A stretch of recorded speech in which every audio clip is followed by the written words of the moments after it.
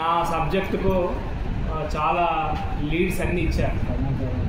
మొత్తం సమాచారం అంతా కవర్ చేసారు. నా పని అంతా కూడా డాట్స్ కలపడమే, అన్ని చుక్కలన్నీ ఉన్నాయి, డాట్స్ కలపడమే నా పని. కానీ ఇది యాక్చువల్గా కీలకమైనటువంటి సబ్జెక్ట్. నాకే ఎందుకు ఇచ్చారో వేణూరి గారు నాకు తెలియదు, కానీ చాలా ముఖ్యమైనటువంటి సబ్జెక్టు. అసలు హేతువాదం మనమంతా ఇంత కష్టపడి ఇంత ఇబ్బందులు పడుతూ చాలా వేళ్ళ మీద లెక్క పెట్టగలిగేటువంటి సంఖ్యలో ఉన్నప్పటికీ మనము ఎందుకు ఈ రకమైనటువంటి ఉద్యమాన్ని కష్ట నష్టాలకు ఓర్చి చేస్తున్నాము అనేటువంటిది మనకు ఎవరికి వారికి తెలుసు. దీంట్లో ప్రతిఫలాలు లేవు, తర్వాత ఆర్థికపరమైనటువంటి లాభాపేక్షలు ప్రయోజనాలు అనేటువంటివి అస్సలే లేవు. పైగా మనకు ఆర్థికపరమైనటువంటి భారాలతో ఉన్నటువంటి ఉద్యమం. కాబట్టి అసలు అందరి లోపల ఉన్నటువంటి సహజమైనటువంటి భావన హేతుత్వం. ఇది పుట్టుకతోటే మనుషులందరికీ వచ్చినటువంటి భావన.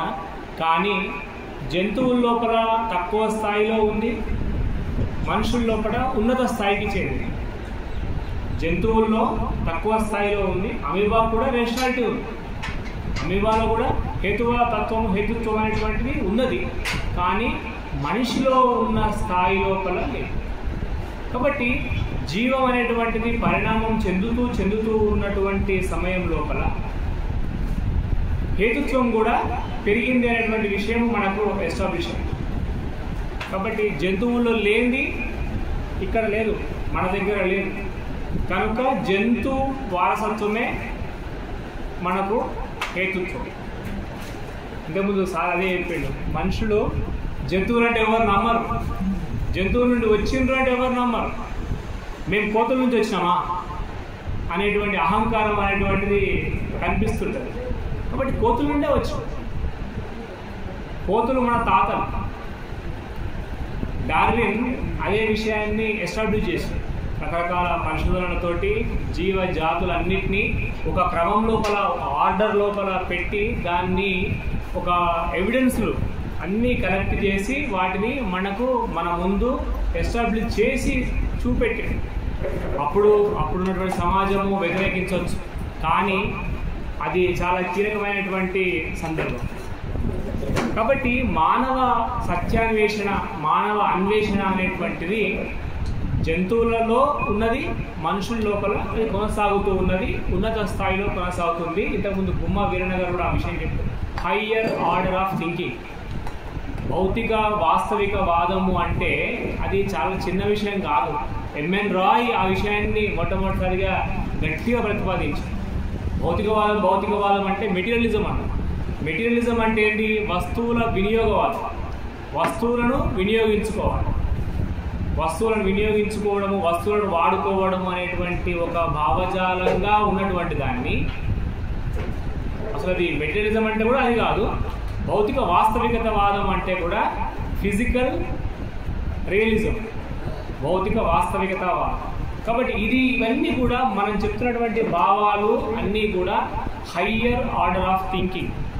మనుషుల యొక్క ముందు మెదడుకు సంబంధించినటువంటిది నియో కార్టెక్స్ అంటాం, బ్రెయిన్. నేను సైకాలజీ విద్యార్థిని కాబట్టి సైకాలజీ కూడా నేను వృత్తిపరంగా ఉండడం కోసం కాదు తీసుకున్నది. యాక్చువల్గా ఉద్యమానికి లింక్ అవుతుంది. అసలు అన్ని మూఢనమ్మకాలకు కారణం అనేటువంటిది కూడా సైకాలజీ అర్థమవుతుంది అనేటువంటి ఉద్దేశంతో నేను చదవడం జరిగింది. ఇంతకుముందు మాట్లాడుతూ ఒక మిత్రుడు అన్న విషయం కూడా నాకు గుర్తొస్తుంది. దేవుడు అనేటువంటిది లేదు కాబట్టి ఇక దయ్యం అనేటువంటిది ఉందా చూద్దామని బయలుదేరింది. దయ్యం కూడా కనిపించదు, దేవుడు లేడు, దయ్యం లేదు. ఇది రెండు కూడా వ్యక్తి యొక్క భావనలు మాత్రమే. భావన అంటే మెదడు లోపల జరిగేటువంటి ఒక కాన్సెప్ట్, ఒక రసాయనిక చర్య.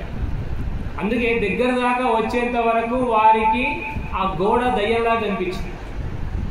అంతకుముందు ఉన్నటువంటి అజంప్షన్స్ ఆధారంగా చేసుకొని దగ్గర దాకా వచ్చేదాకా ఆ తెల్ల గోడ, అంతకుముందు మనకు తల్లిదండ్రులు పూర్వజ్ఞానం ఏం చెప్పిందంటే దయ్యం అనేటువంటి తెల్ల బట్టలతో ఉంటుంది, వెంట్రుకలు విరవోసుకొని ఉంటుంది, కాళ్ళు వెనక్కు దింపి ఉంటాయి అనేటువంటి ఈ రకమైనటువంటి కొన్ని భావజాలాలు మన మెదడు లోపల ఇన్పుట్స్ చేయడం వల్ల ఆ రకమైనటువంటి భావన నీకు గుర్తు వచ్చి, ఆ ఎర్లీ ఎక్స్పీరియన్స్ అనేటువంటి గుర్తుకు వచ్చి వాళ్ళ లోపల మెదడు లోపల రకరకాలైనటువంటి హార్మోన్స్, తర్వాత రసాయనాలు, కెమికల్స్ చేసినటువంటి చర్య ఫలితంగా వారికి అక్కడ ఆ ఉద్దీపన అనేటువంటిది, స్టిమ్యులస్ అనేటువంటిది, ఆ గోడ అనేటువంటిది వారికి ఒక ఆకారంగా అనిపించింది. అంతే తప్పితే అందులో ఏం లేదు. అందుకే వెంకటాద్రి గారు భ్రమ ప్రమ అంటారు.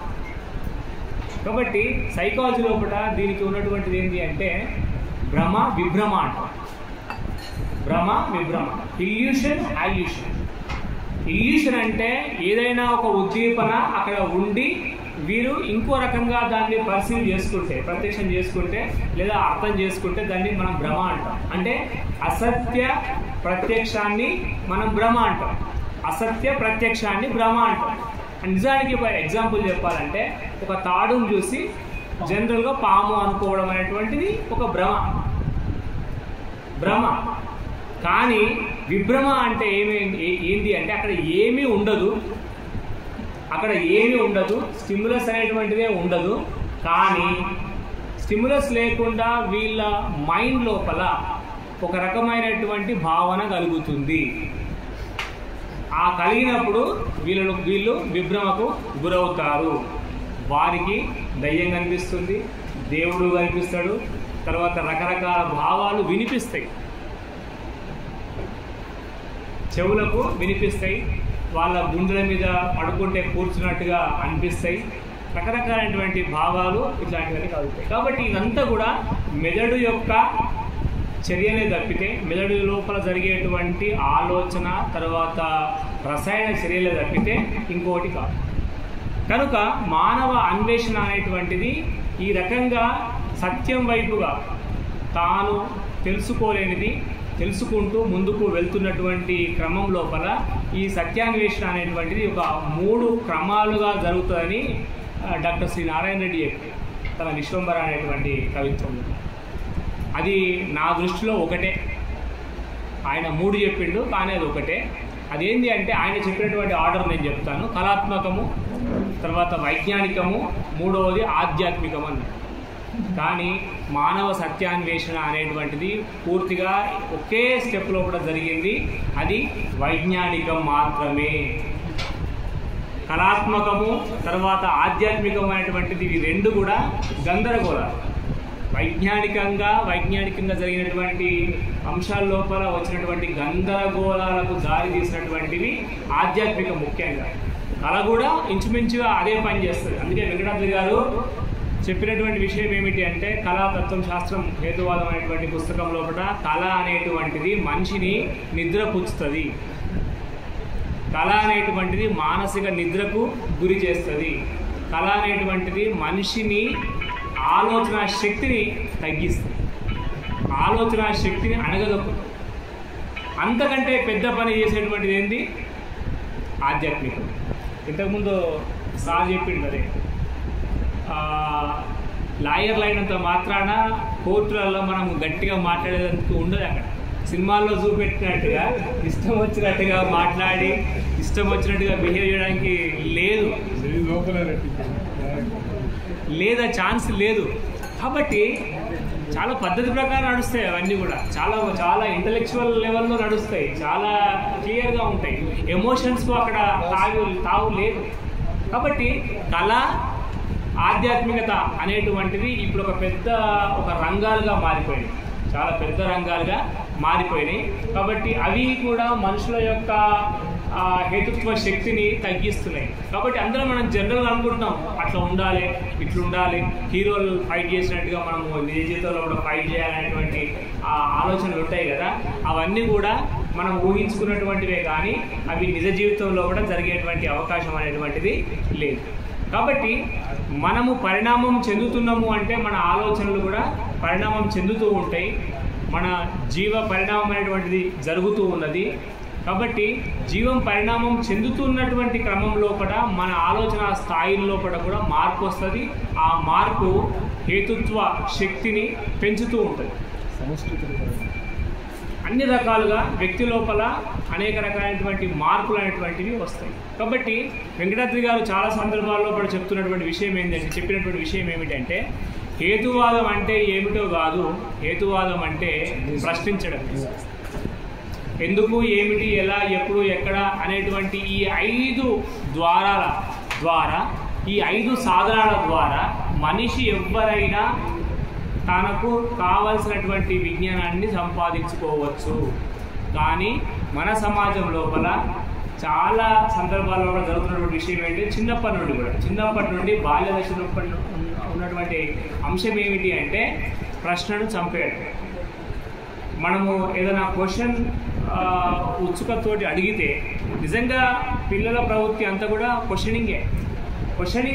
నిజంగా పిల్లలు చాలా ఫెయిర్గా ఉంటారు, చాలా ఫెయిర్గా ఏ అంశము. ఇంతకుముందు కూడా వాళ్ళు చెప్పారు, ఆల్రెడీ వాళ్ళ బిడ్డ కూడా చాలా క్వశ్చన్స్ వేస్తుంది. మళ్ళీ మీరు పుస్తకాన్ని అందిస్తే, ఈ హేతువాదాన్ని అంటిస్తే మొత్తం ఇంకా ప్రశ్నలు వాళ్ళకి జవాబులు చెప్పలేము మేము అని. కాబట్టి ప్రశ్నలకు భయపడతారు మనుషులు అనేటువంటి వాళ్ళు, ప్రశ్నలకు భయపడతారు. కానీ ప్రశ్నలే మన జ్ఞానానికి ఒక దివిటీలు లేకపోతే సాధనాలు, అవి టూల్స్. మనం ఆ ప్రశ్నించడం అనేటువంటిదే మనము ఆపు చేస్తే, బందేస్తే అసలు ప్రగతి అనేటువంటిది శూన్యంగా ఉంటుంది. వ్యక్తిగతమైనటువంటి ప్రగతి కావచ్చు, సామాజికమైనటువంటి ప్రగతి కావచ్చు, సాంస్కృతికమైనటువంటి ప్రగతి కూడా కావచ్చు. కనుక మన విధానం లోపల, మన విద్యా విధానం లోపల ఈ ప్రశ్నించేటువంటి పద్ధతిని మనకు సోక్రటీస్ చెప్పినటువంటి పద్ధతిగా మనం చెప్తూ ప్రశ్న జవాబు, ప్రశ్నించడం ద్వారా జవాబు వస్తున్నటువంటి విషయాన్ని సోక్రటీస్ అనేటువంటి వ్యక్తి చెప్పిండు. కానీ ఆ ప్రశ్న ఖరీదు ఎంత అంటే నాకు తెలిసి తొలిసారిగా ప్రశ్నిస్తే చంపబడినటువంటి వాడు సోక్రటీసే కావచ్చు. చరిత్రలో, తాత్విక చరిత్రలో కూడా ప్రశ్నిస్తే చంపబడినటువంటి వాడు ఖచ్చితంగా సోక్రటీసే. కానీ ఆయన ప్రవేశపెట్టినటువంటి ప్రశ్న పద్ధతి అనేటువంటిది, ఆ ప్రశ్న పద్ధతి అనేటువంటిది చాలా కీలకమైనటువంటిది. ప్రశ్నించడం ద్వారానే ప్రగతి వస్తుంది అనేటువంటిది మనము అర్థం చేసుకున్నాం. అది ఎస్టాబ్లిష్డ్ ట్రూత్. అది ప్రశ్నించకపోతే మనకున్నటువంటి సౌకర్యాలు, ఇప్పుడు మనం పొందుతున్నటువంటి సౌకర్యాలు పొందకపోయే వాళ్ళము. ప్రశ్నించడం ద్వారానే ఈ ప్రకృతిలో ఉన్నటువంటి కార్యకారణ సంబంధం మనకు అర్థమైంది. ప్రశ్నించడం ద్వారానే మనకు ఈ మొత్తం విశ్వంలో ఉన్నటువంటి సమాచారం అంతా తెలిసింది. కాబట్టి ప్రకృతి శక్తుల యొక్క ఉపద్రవాల నుండి మనం తప్పించుకోగలుగుతున్నాము. ప్రకృతి శక్తులు మనకంటే చాలా బలీయమైనటువంటివి. ఇంతకుముందు నబీ సాహెబ్ గారు ఆ విషయం చెప్పారు. ఆదిమ మనిషి చాలా సంవత్సరాలు అసలు ఇల్లు, గుడిసె అనేటువంటి భావన లేదు మనిషి లోపల. కానీ ఎప్పుడైతే ఈ భావన వచ్చిందో, అంటే ఆ ప్రకృతిని జయించడం అనేటువంటిది, ప్రకృతి మీద తిరుగుబాటు చేయడం అనేటువంటిది, ప్రకృతికి వ్యతిరేకంగా ఆయన పనిచేయడం అనేటువంటిది జరిగింది. ముందు వర్షం వస్తే ఇమ్మీడియట్గా చెట్టు కిందికి జంతువులు వెళ్తాయి, మనుషులు కూడా వెళ్ళేవాళ్ళు. కానీ జంతువులు ఇప్పటికి కూడా చెట్టు కిందికే వెళ్తాయి, లేకపోతే అట్లనే ఉండిపోతాయి. కానీ మనుషులు చెట్టు కిందికి వెళ్తారు, గుహల్లోకి వెళ్ళి ఆ తర్వాత సొంత నిర్మాణాలు చేపట్టి. కాబట్టి మనుషులు జంతు స్థాయి నుండి, జంతువులు అంటే జంతువులు కాదు, జంతు స్థాయి నుండి బయటకు వచ్చినటువంటి మహానుభావం, గొప్పవారు. దానికి కారణం అంటే ఖచ్చితంగా హేతుత్వం, రేషనాలిటీ. కాబట్టి రేషనాలిటీ పరంగా మనుషులు ఈ చరిత్ర లోపల ఎప్పటికీ, మానవ చరిత్ర లోపల ఇప్పుడున్నంత ఉన్నత స్థాయి లోపల లేరు, ఎప్పుడూ లేరు. కానీ కొన్ని రకాలైనటువంటి, నేను ఇంతకుముందు చెప్పినటువంటి ఆధ్యాత్మికమైనటువంటి విషయాలు, ఉదాహరణకు మిథ్యాభావము, తర్వాత కొన్ని రకాలైనటువంటి మత భావనలు, తర్వాత దైవ భావన, తర్వాత దయ్యం భావన, ఇట్లాంటి ఇప్పుడు కొత్తగా వస్తున్నటువంటివి ఏంటిదంటే దాన్ని ఏమంటాం మనము, ఆత్మ, పరమాత్మ అనేటువంటి భావాలు కూడా వచ్చినాయి. ఆ తర్వాత ఇప్పుడు విశ్వాత్మ అంటున్నారు, విశ్వాత్మ భావన అనేటువంటిది కూడా వచ్చింది. ఈ విశ్వాత్మ, ఇలాంటి భావాలన్నీ కూడా ఏం చేస్తున్నాయంటే మనిషిని అదే చోట ఉంచేటువంటి దాన్ని అవి చేస్తున్నాయి. కానీ మనుషులు ఏదో రకంగా తమ యొక్క సంఖ్యలను వాళ్ళే తెంపుకుంటారు. ఈ రకమైనటువంటి భావజాలం నుంచి బయటకు రావడమే స్వేచ్ఛ. వెంకటాద్రి గారి ప్రకారమే చెప్తున్నాడు, వెంకటాద్రి గారి ఆలోచన ప్రకారమే చెప్తున్నాడు. మత సంబంధమైనటువంటి భావాలను అంటే మూసుకుపోయినటువంటి ఆలోచనల నుండి, తర్వాత అజ్ఞానం నుండి, మనకు తెలియనటువంటి విషయాల నుండి తెలుసుకోవడం ద్వారా మనం బయటకు వస్తాం. అజ్ఞానం నుండి విజ్ఞానం అనేటువంటి అంశానికి మళ్ళినప్పుడు వ్యక్తి కలిగేటువంటిది స్వేచ్ఛ. స్వేచ్ఛా భావన ఉన్నటువంటి మెదడు లేకపోతే మనిషి యొక్క ఆలోచన స్థాయి వేరే రకంగా ఉంటాయి. బానిసత్వంలో ఉండేటువంటి వాళ్ళ ఆలోచన స్థాయి వేరే రకంగా ఉంటుంది. కాబట్టి అంతిమమైనటువంటి లక్ష్యం ఏమిటి మనిషిది అంటే స్వేచ్ఛ, దాంతో పాటుగా సుఖం, సుఖలాలస. ఎప్పటికీ మనుషులు సుఖపడాలనేటువంటి విషయంలోనే ఉంటారు. కాబట్టి మనకు ఇంకా సోఫిస్టికేటెడ్గా వస్తువులు తయారవుతున్నాయి. చాలా విషయాలు మనం ఇంకా మరింత సుఖానికి అలవాటు పడుతున్నారు. కాబట్టి స్వేచ్ఛ సుఖభావాల వల్ల మనిషి లోపల ఆనందం అనేటువంటిది కలుగుతుంది. ఆ ఆనందం నుంచే హక్కుల భావన అనేటువంటిది కూడా కలుగుతుంది. కాబట్టి ఇవన్నీ కూడా ఒకదానికి ఒకటి లింక్ ఉన్నటువంటి అంశాలు. విశ్వతత్వాన్ని, విశ్వ నియమాలను అర్థం చేసుకున్న మేరకు మనిషి అనేటువంటి వాడు స్వేచ్ఛావంతుడై విశ్వ నియమాలను, అంతర్గతంగా ఉన్నటువంటి విశ్వ నియమాలను అర్థం చేసుకున్న స్థాయిలో కూడా మనిషి బయటకు వస్తాడు, స్వేచ్ఛాపరుడు అవుతాడు. ప్రొద్దున ఒకరు అడిగారు విశ్వం ఎంత ఉందని, విశ్వము ఎంత విస్తరించి ఉన్నదే.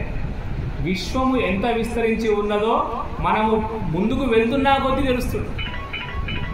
ఇక్కడి వరకు రౌండ్ అప్ అయి ఉంది అనేటువంటి విషయాన్ని మనకు తెలియదు. ఇప్పుడు ఇక్కడ కూర్చొని ఇక్కడ ఉండి మనం చెప్పలేము. ఇప్పుడున్నటువంటి ఆధునిక విజ్ఞానము టెలిస్కోప్ను కనిపెట్టింది. ఏకకాలం లోపల ఒకవైపు సూక్ష్మదర్శినితోటి మనము ఇటు సూక్ష్మ ప్రపంచాన్ని చూస్తున్నాము, అటు స్థూలమైనటువంటి ప్రపంచాన్ని కూడా మనం చూస్తున్నాం. ఈ రెండిటి వైపు మనం ఎంత ప్రయాణం చేస్తున్నా ప్రకృతి ముంగట మనము నిత్య విద్యార్థిగా మాత్రం ఉండగా తప్పడం లేదు. నిత్య విద్యార్థిగా ఉండడం అనేటువంటిది చాలా కీలకమైనటువంటిది. అంతా నాకు తెలుసు, విశ్వగురువు నేనే అంటే ఆ భావన తప్పుడు భావన. అంతా తెలిసినవాడు, వెంకటాద్రి గారి మాటలో చెప్పాలంటే అంతా తెలిసినవాడు లేడు, ఏమీ తెలియని వాడు కూడా లేడు. కాబట్టి ఈ విశ్వ గురు భావన అనేటువంటిది ఈ మధ్య చాలా ప్రచారం చేసుకుంటారు. కాబట్టి ఆ భావన కూడా పూర్తిగా తప్పుడు భావన, అది అహేతుక భావన, లోపభూయిష్టమైనటువంటి భావనగా నేను అర్థం చేసుకుంటాను. అంతేకాకుండా యుద్ధం గురించి మనము ఒక పాయింట్ రాసుకున్నాను నేను. యుద్ధం అనేటువంటిది అవసరం లేదు. యుద్ధ భావన వల్ల మనము మానవ జీవితం అనేటువంటిది నాశనం అవుతుంది తప్పితే, నాగరికతలు నాశనం అవుతాయి తప్పితే, నిజంగా ఇజ్రాయిల్ అనేటువంటి ఒక యుద్ధం జరుగుతున్నది. ఇజ్రాయిల్ తర్వాత రష్యా, తర్వాత రకరకాల ఇరాన్, ఇవన్నీ చేస్తున్నాయి కదా యుద్ధాలు. ఈ యుద్ధ భావనల వల్ల మనిషి లోపల ఇప్పటి వరకు ఏర్పాటు చేసుకున్నటువంటి నాగరికత మొత్తం ధ్వంసం అవుతుంది తప్పితే ఎట్టి పరిస్థితుల్లో అది యుద్ధం అనేటువంటిది ఏ ఒక్క మనిషికి కూడా లాభాన్ని చేకూర్చేటువంటి ఆ అంశం కాదు. అది ఏ రకంగా సమంజసం కూడా కాదు. కాబట్టి వెంకటాద్రి గారు చాలాసార్లు చెప్తుండేవారు, థర్డ్ వరల్డ్ వార్ వస్తుందేమో అనేటువంటి భావాన్ని చాలా మీటింగ్లో చెప్తుండేవారు. మొన్న గుమ్మా వీరన్న గారు కూడా ఇజ్రాయిల్ ఇరాక్ వార్ జరుగుతుంటే అదే విషయాన్ని చెప్పాడు. ఏమోనయా మూడో ప్రపంచ యుద్ధం వస్తుందో ఏమో అన్నాడు ఫోన్లో.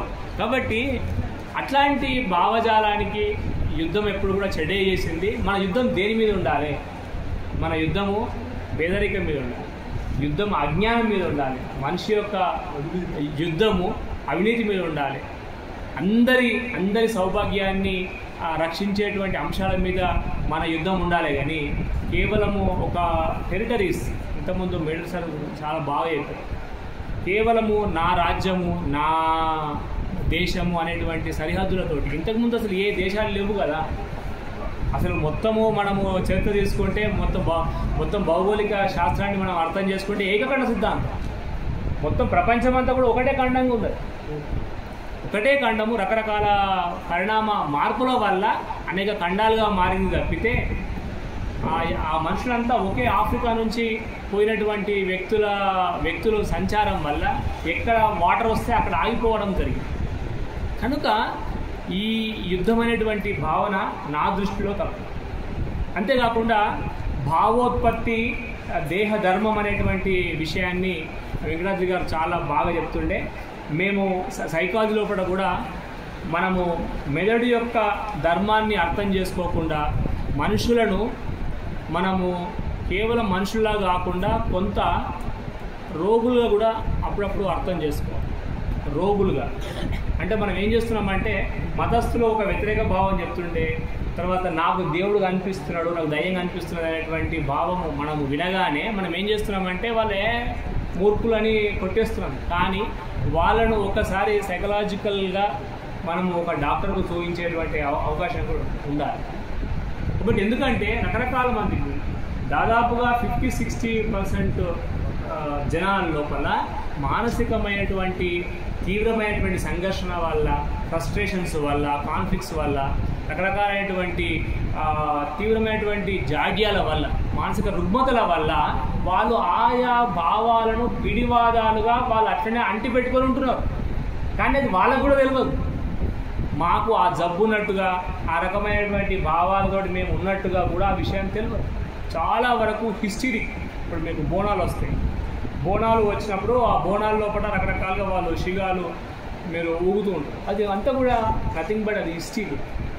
ఆ హిస్టీరియా భావ ఆ రకమైనటువంటి రోగాన్ని మనం ఏమనుకుంటున్నాము, దేవుడు పూనిండు అని మనము వాళ్ళను ఒక్కొక్క రకమైనటువంటి ఒక గొప్ప దృష్టితోటి ప్రజలు చూస్తున్నారు చాలా వరకు. కానీ అది ఒక రకమైనటువంటి అనేక రకమైనటువంటి సంఘటనల ఫలితంగా వచ్చినటువంటి రోగంగా మనము చూడనంత కాలము మనము కేవలము హేతువాదులుగా మనం కొట్టేస్తే సరిపోదు.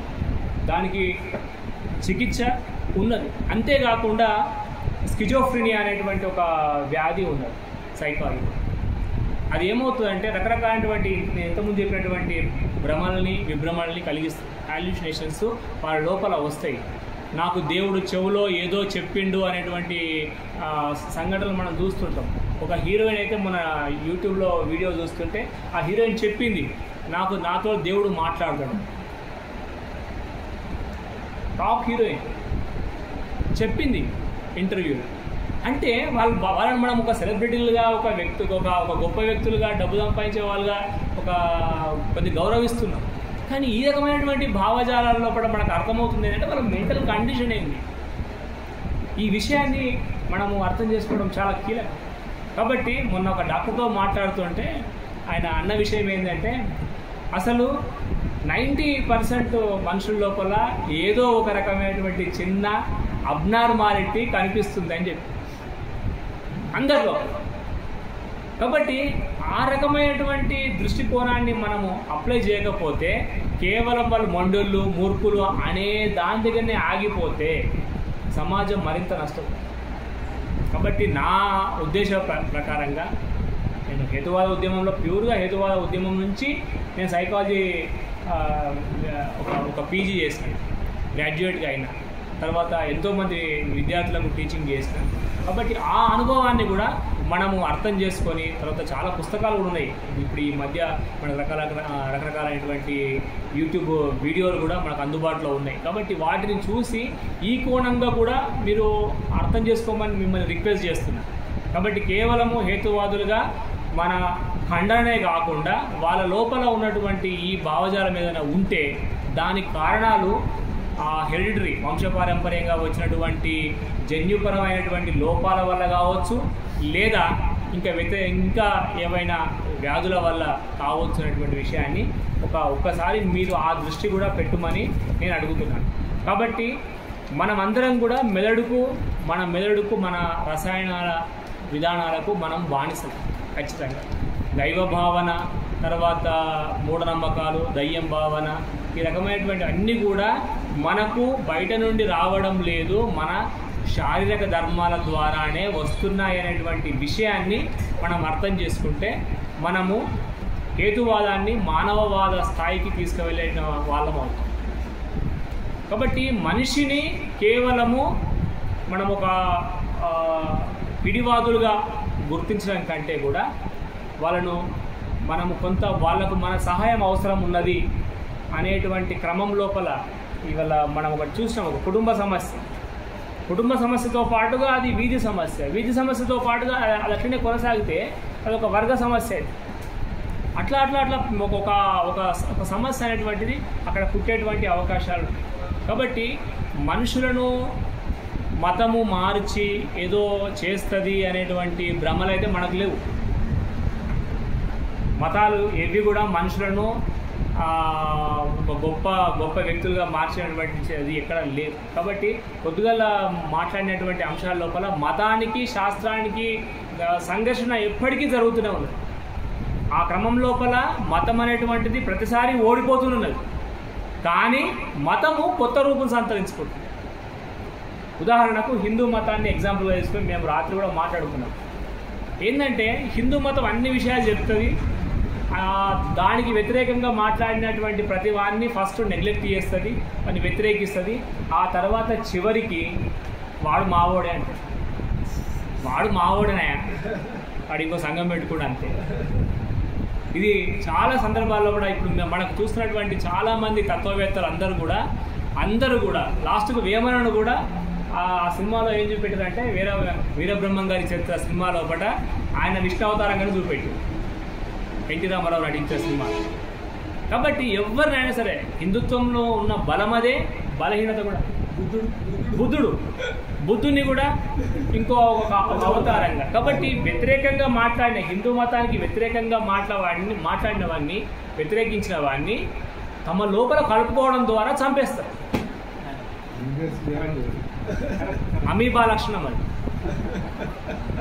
తమకు ఆహారంగా వచ్చినటువంటి దాన్ని అది మెల్లె కలిపేసుకుంటుంది, సూడోపోడియం తోటి కలిపేసుకుంటుంది, తర్వాత మాయం చేస్తుంది. కాబట్టి హిందూ ధర్మము, హిందూ మతము, మీరు ఏదని చెప్పి మతం అంతా కూడా ఏ మతమైనా అదే చేస్తుంది, 4000 మతాలు కూడా అవే చేస్తుంది. కాబట్టి మనిషిని మింగేస్తుంది లాస్ట్కి మతం. కాబట్టి మతాలు, కులాలు, వర్గాలు, ఈ వర్గ చైతన్యము ఇవన్నీ కూడా చివరికి తీసుకొచ్చేటువంటిది ఏంటి అంటే మనిషిని మాయం చేయడమే. కాబట్టి మనిషి అనేటువంటి వాడు ఏమవుతాడు అంటే మత మనిషి, వర్గ మనిషి, పార్టీ మనిషి, మాయం. కాబట్టి మనిషి అనేటువంటి ప్లేస్లో మనిషి అనేటువంటి వాడు ఉండడు. కాబట్టి ఆ మనిషిని, ఆ చనిపోతున్నటువంటి మనిషిని, మాయమైపోతున్నటువంటి మనిషి స్థానం లోపల మళ్ళీ ఆ మనిషి యొక్క మనసు లోపల ఆలోచన రేకెత్తిస్తే తప్పితే దీనికి పరిష్కారం లేదు. దానికి వెంకటాద్రి గారి సాహిత్యము, ఎంఎన్ రాయ్ గారి సాహిత్యము చాలా గొప్పైనటువంటి ఎగ్జాంపుల్స్. కాబట్టి ఆ రకమైనటువంటిది జరిగితేనే మన భారతదేశం లోపల అప్పుడే భారతదేశం అనేటువంటిది పునరుజ్జీవనం చెందినటువంటిది అవుతుంది. కాబట్టి ఇది యూరప్ లోపల 14వ శతాబ్దంలో కూడా వచ్చింది. జాన్ గుటెన్బర్గ్ తన అచ్చుయంత్రాన్ని తయారు చేసి విస్తారంగా మతానికి సంబంధించినటువంటి, చర్చికి సంబంధించినటువంటి ఆ బైబిల్ను ఎక్కువగా ప్రచారం చేయడం ద్వారా, చదవడం ద్వారా ప్రజల్లో కూడా ఆ ఆలోచన కలిగిన తర్వాత రినేజాన్స్ వచ్చింది. అక్కడ 600 సంవత్సరాలు వెనుక మనం ఉన్నాం. భారతదేశము ఇప్పటికీ ఇంపోర్ట్ చేసుకోవడమే తప్పితే భావజాలాన్ని ఎక్స్పోర్ట్ చేసేటువంటి స్థాయిలో కూడా లేదు. దానికి కారణం ఏంటి అంటే మన ఇండియా లోపల, మన భారతదేశం లోపల మన దగ్గర రినేజాన్స్ అనేటువంటిది రాలేదు. జ్ఞాన పునర్వికాస ఉద్యమం అనేటువంటిది మనం అనుకున్నటువంటి స్థాయి లోపల లేదు. కారణంగానే ఇదంతా జరుగుతుంది. కాబట్టి హేతువాద ఉద్యమం ఎంత బలపడితే మానవ జీవితం యొక్క సాఫల్యము, మానవ జీవితం యొక్క ఉన్నతి అనేటువంటిది అంత జరుగుతుంది. కాబట్టి మానవ సంక్షేమానికి, శ్రేయస్సుకు, సుఖానికి, ఆనందానికి ఈ భూమి తప్ప మరొక ప్లేస్ లేదు. ఇప్పటికీ చందమామ మీదకి మనము వెళ్తాం అనుకుంటున్నాం, అంగారకం మీదకి వెళ్తున్నాం అనుకుంటున్నాం, కానీ అది ఇప్పట్లో కూడా సాధ్యమయ్యేటువంటి విషయం కాదు. కాబట్టి మనిషి సుఖపడాలన్నా, ఆనందంగా ఉండాలన్నా అన్ని రకాల గౌరవాలతోటి ఇక్కడే ఉండవలసినటువంటి అవసరము ఉన్నది. కనుక ఈ రకమైనటువంటి తత్వశాస్త్రాన్ని ఏ పార్టీ చెప్పడం లేదు, ఏ సిద్ధాంతం చెప్తలేదు, ఇండియాలో రకరకాల సంఘాలను ఏ సంఘము చెప్తలేదు. కేవలం రావిపూడి వెంకటాద్రి గారి ఆధ్వర్యంలో ఉన్నటువంటి సంఘం మాత్రమే చాలా ఫోకస్డ్గా మన ఈ భావజాలాన్ని చెప్పేటువంటి పుస్తకాలను ప్రచురించారు. 200 పైగా పుస్తకాలు. ఒక వ్యక్తి ఏ రకమైనటువంటి ఆర్థిక పరమైనటువంటి సోర్సు లేకుండా, ఆధారం లేకుండా ప్రింట్ చేసిందంటేనే ఆ భావజాలం యొక్క బలాన్ని మనం అర్థం చేస్తాం. కాబట్టి వెంకటాద్రి గారు లేరు అనేటువంటి లోటు నాకేం లేదు. ఉంటే బాగుండని ఉంది, కానీ ఆ లేడనేటువంటి లోటు లేదు. ఎందుకంటే ఆయన సృష్టించినటువంటి వ్యక్తులు, ఆయన సంపాదించినటువంటి ఆ పుస్తకాలు, ఆయన చేసినటువంటి రచనలు మన చుట్టూ ఉన్నాయి. కాబట్టి మనము వాటిని, ఆ భావజాలాన్ని మనము తీసుకువెళ్ళినంత లెవెల్ లోపల మానవవాదం అనేటువంటిది సాధ్యం. కాబట్టి నేను ఫైనల్గా మీ దృష్టికి తీసుకొస్తున్నటువంటి అంశం ఒకటే, హేతువాదము అంటే వ్యక్తిని తాను ప్రశ్నించుకోవడము, తర్వాత ఎదుటివాడిని ప్రశ్నించడం, ఆ విషయం గురించి ప్రశ్నించడం. ఇక మానవవాదం అంటే ఆ ప్రశ్నించేటువంటి వాతావరణాన్ని కల్పించడమే మానవవాదం. Thank you.